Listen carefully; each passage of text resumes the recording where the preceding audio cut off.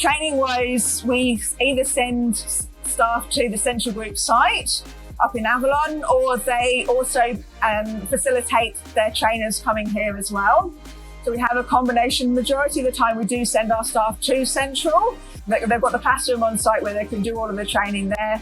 It's a great opportunity for our staff because we don't train all of our staff at the same time, so they get the opportunity to interact with other people from different companies. A quarter of our entire staff actually drive all of the forklifts on site, so there's a lot involved to make sure that they are trained and to make sure that they are safe and they know how to use the vehicles properly. Make sure that they know what our site rules are, as well as the general how to use a forklift type rules.